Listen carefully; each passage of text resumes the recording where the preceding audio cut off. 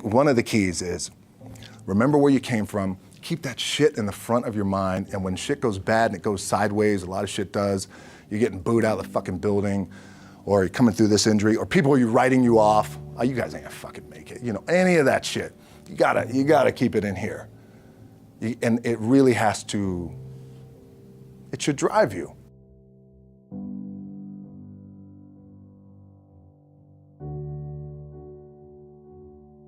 This idea and this notion that you could be anything you want and you can accomplish anything you want, right? We hear that. You've heard that from the time you were little boys. You hear that now. You're already incredibly accomplished. You can win an NBA championship, MVP of the league. You could become president. You could become governor. You could be in entertainment. You could do Charles, and you could do Shaq. You could do that. You could do whatever you want to do. You guys know that. The thing that has worked for me is to remember the hard times. So, and I'm sure you guys all have your processes, and again, I'm gonna tell you what's worked for me. So before a big movie comes out, before, back in the days when I was wrestling with WWE, a WrestleMania match, anything big that would happen, I would always take a moment and I'd just remind myself, all right, I was evicted when I was 14. We were kicked off the island. We couldn't live in Hawaii. Had no place to live.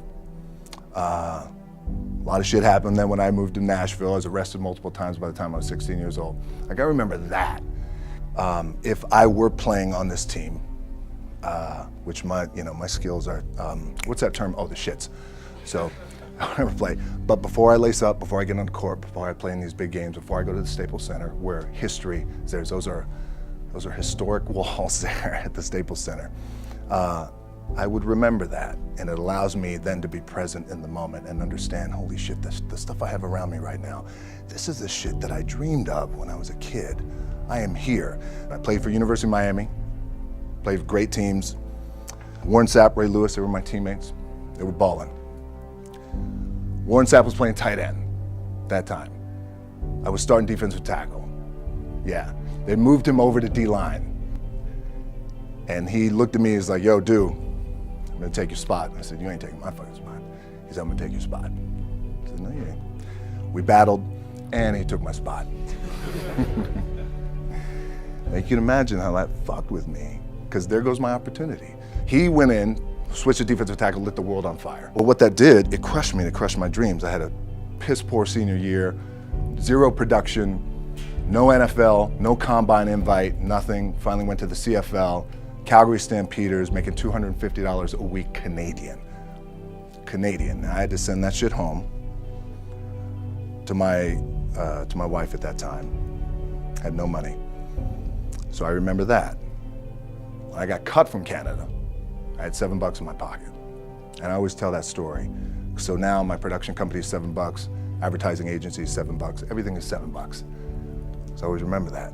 What helps me is to keep the hard times in the front of my mind, because it allows me to go into these big moments that I've worked my ass off, and you guys have worked your ass off. It allows me to go into these big moments with a different perspective. What it also does for me, and again, this is what works for me. Like, I keep my back, excuse my language, my back is up against this motherfucker every day. It's against this fucking wall. Excuse my language, ladies in the room. But it's up against this motherfucker because it's what I believe in. And when my back is against this motherfucker, then there's nowhere to go. But that way. That's it. So I feel like this could be something, an ideology and mindset that could help you, if you look at it that way. Because you made it already. We made it. We're successful boys, and we're lucky boys to be where we're at. Oh, you guys made it. Everybody's rich in the room. Nobody's gonna get evicted anymore. Anything you got, there's no more money problems, right? You got a lot of hands out now. Hey, can I get a little bit? Can I get a little bit? Right, that happens. But when you make it, for me, I need this. I need this. So every day, my back is up against this motherfucker, and this is how I operate. Now, doesn't mean you don't smile, Doesn't mean you don't laugh and joke, quote, right? You're happy, I'm a happy guy. But when it comes to business and when it comes to executing, it's up against this. And I gotta go that way. And I don't give a fuck who is in front of me. They're not gonna stop me. I feel like for me, it feels seamless because you prepared for so long, but it's just like you guys prepping for a game. That's the fun part. That's where it's like, fuck, it's fun, man. People are paying their hard-earned dollars to come see you. They're cheering, they're going bananas, they're booing the shit out of you or on the road. That's fun. That's what you live for. I mean, that's the juice right there. The prep is where the character's made. And I just don't mean the character I play, I mean the character in here. So for me, the prep is getting with the director, getting with the producers, getting with the writers, so in essence, it's like getting with all your coaches and your different position coaches and all the meetings that you have to have, right? So that's the work you put in. The key for me was, where does it start? What's the anchor? What's the anchor? So I could have all these ambitions and you guys have all these ambitions, which is great. It's important. I'll play this role, you'll play that role. I'll execute this thing and it'll come out this summer. You guys will execute this thing during the summer, right? When it's time to really put in a lot more work.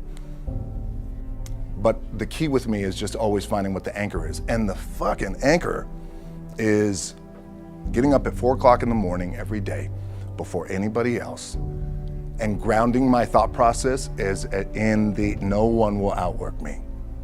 No one. I love and I respect you guys. You motherfuckers won't outwork me. All starts with this. 2 hands, putting in the work. The anchor for me has always been the work in terms of the weight room training. So when I first started wrestling, I was 6 years old, rolling on the mats with my dad. My old man, a lot of you guys won't know this. Yeah, Rocky Johnson.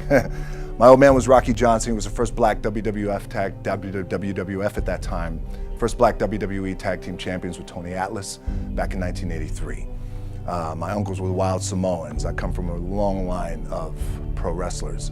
But before the wrestling part happened, I was just in the gym putting in the work. At 6 years old, rolling around on the mats. And finally when I could touch weights at 13, that's what I was doing. But the weight part for me and the gym part has always been, has to be the anchor. Look, at the end of the day, like again, it's the kind of stuff that I talked about at top is I have to hold on to my dad in his pickup truck came down 4 o'clock in the morning, picked me up in Miami from Tampa. We lived in a little shitty apartment in Tampa. He drove down in his little pickup truck to Miami to get me when I was cut from the CFL. I was driving up I-75. I don't know if you guys are from Florida, any of you guys, if you know, I-75 is like, especially down in Florida, Alligator Alley. I'll never forget it. It's 4 o'clock in the morning. And I thought, well, fuck. I leave home like you guys left home. I'm ready to tackle the world, to get after it, achieve my dreams and goals. Fucking crushed by 22, 23 years old. Now I gotta move back in with my mom and dad. I played on great teams though. Wait a second, this is not supposed to be my future. I'm supposed to be in the NFL right now. I'm supposed to be making a lot of coin and buying my parents shit, buying me shit, taking care of my wife, but it never happened.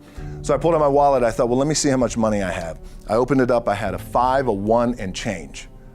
I'm not fucking around, well, at least I rounded up to $7. But I thought, God, ain't this a bitch? I got $7 in my pocket. Where the fuck do I go now? What do I do?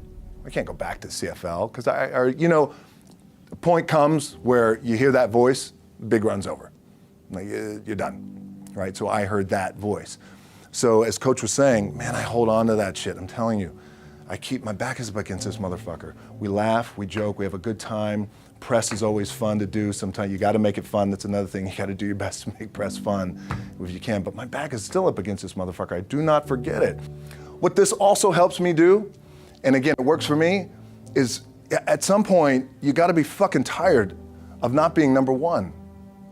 You have to be, and you gotta fucking play angry, and I play angry. Now, I'm cool and calm with my approach, and when I step out on my field, which is a set, or, you know, like, there's some, and you're always gonna have haters, and haters are like, well, God damn, man, how many movies are you gonna make, or how much shit are you gonna do? Like, you do a lot of shit. I say, yes, it's my ambition. Of course, why not? I could do it, yeah. I love what I do. And not only that, but in what world do we not work every day? Doesn't mean, it's just like you guys in the off season. You gotta work every fucking day. It doesn't end. My back is up against this thing, you know, and I started to play angry, by the way, and I still play angry. My last match, Brock Lesnar, transitioned, and I realized if I had to be great at something, I wanted to be great in this world of Hollywood and movie making and producing and entertainment, I had to commit, and like you guys have to commit. Obviously, you commit to something, commit to the goal. So I quietly retired. 2 years later, I thought, what the fuck did I do with my career? Because my movies were not doing well.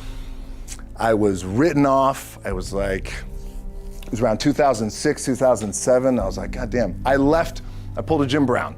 I left when I was on top, like #1 in the wrestling business, and I left. It was a ballsy, gutsy, some call it stupid move, but I had to commit and I had to follow what was in my gut. And at that time, I'll share this with you guys, and Will Smith is my boy, and I sat down at that time with the agency I was with, and they said, what do you want to accomplish? I said, I want to accomplish the world. I want the world, and I want Will Smith's career, and I said, and I mean this respectfully because I know he's here at this agency with us, I want to do it bigger and better. And they looked at me like I had 3 fucking heads, and they were like, okay. But I still stayed focused, and I still had still put in the hard work with my 2 hands, and that's it. And that's what it comes down to with you guys. One of the keys is, remember where you came from, keep that shit in the front of your mind, and when shit goes bad and it goes sideways, a lot of shit does, you're getting booed out of the fucking building, or you're coming through this injury, or people are writing you off, oh, you guys ain't gonna fucking make it, you know, any of that shit. You gotta keep it in here. And it really has to, it should drive you.